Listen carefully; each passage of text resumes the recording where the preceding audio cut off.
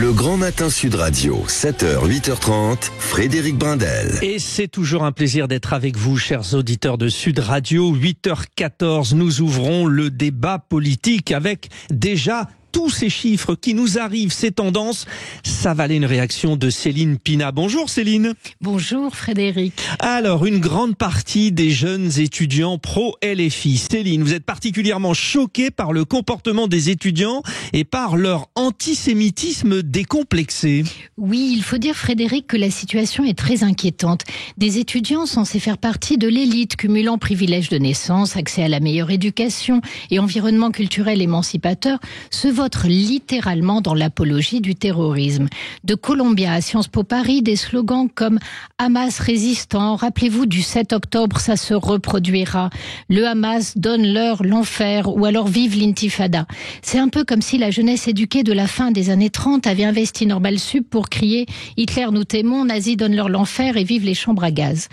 En attendant, des militants pro-palestiniens empêchent à Columbia les Juifs d'entrer à l'université et font régner un climat antisémite à Sciences Po. Céline Pina, comment expliquer ce basculement vers cette radicalité que vous soulignez, alors que dans le même temps, la reproduction sociale, autrement dit l'absence de mixité sociale, définit cette frange privilégiée?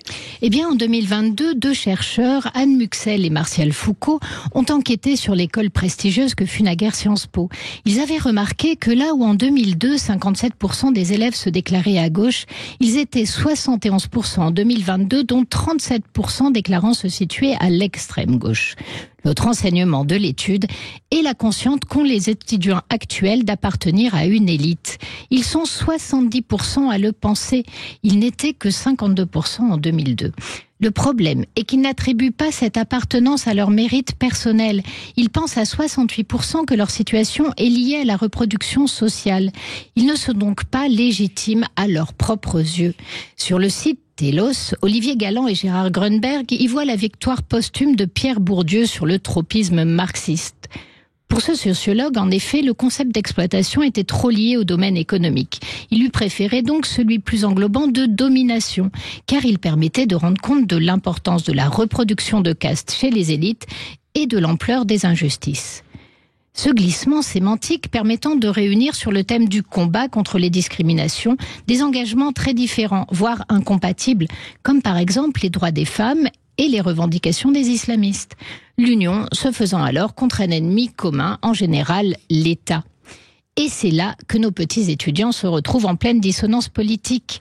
Car pour concevoir cette théorie, Pierre Bourdieu a justement ciblé Sciences Po pour son rôle de fabricant homologué des élites administratives et politiques. Or, c'est justement pour cela que nos Che Guevara de Comice Agricole ont intégré cette école, et ils le savent parfaitement. Alors en vous écoutant, donc, ils seraient d'une certaine manière gauchistes par culpabilité.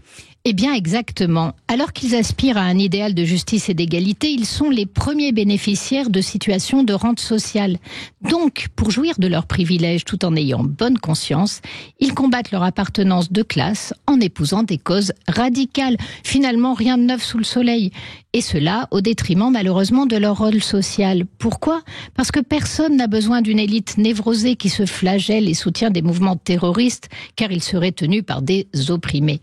Mais pour enrayer cette dérive, encore eût-il fallu qu'il y eût un pilote dans l'institution et que la direction ne fût pas lâche. Mais dans cette école, on finit par se demander où sont les adultes. Céline Pina sur Sud Radio à 8h17. Bon, des propos soutenus. Peut-être pour tempérer, Arlette Chabot nous a rejoint. Arlette Chabot, Céline Pina sont avec nous. Mesdames, merci. C'est un bonheur. Réaction à cette analyse de Céline, bon, qui se base aussi sur les études, hein, évidemment. Arlette Chabot. Non, c'est juste. Je crois qu'il y a effectivement une volonté de se déculpabiliser, de sortir de son privilège pour tenter de tendre la main aux opprimés en disant on conteste l'ordre établi.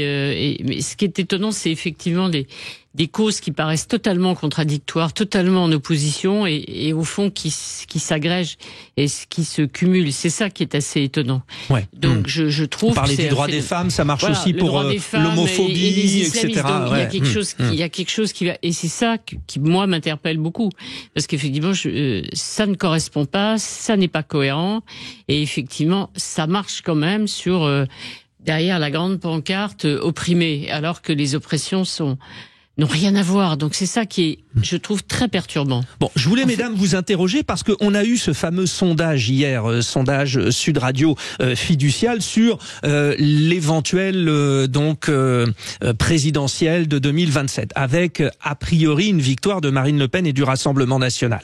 Bon, il y avait une troisième force dans ce sondage, on n'en a pas parlé, et justement profitons de votre éclairage, Céline, pour y revenir. La troisième force, ça reste LFI, entre 13 et 15%. Alors ça veut dire quoi? Ça veut dire quel électorat pour essayer de refaire le coup des 22% de la précédente élection, Céline Pina?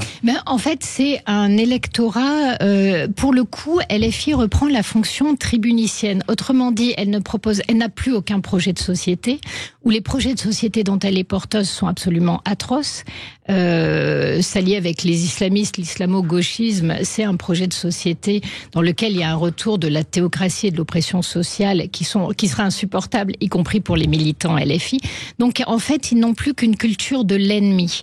Et l'ennemi, c'est l'État, l'ennemi, c'est la République qui est décrite comme défaillante, mais pire, l'ennemi, c'est la démocratie qui est décrite comme illusoire.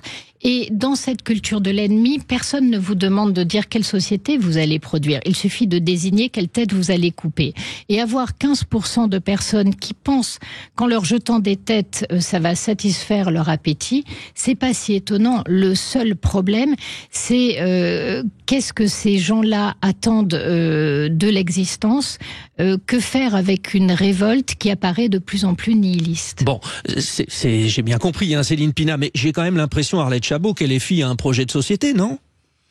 Pour l'instant, c'est le chaos, en gros, quoi. C'est-à-dire, c'est la conflictualité permanente, mais assumer, revendiquer. Ce que je dis, c'est pas une opinion, c'est ce que dit effectivement Mélenchon.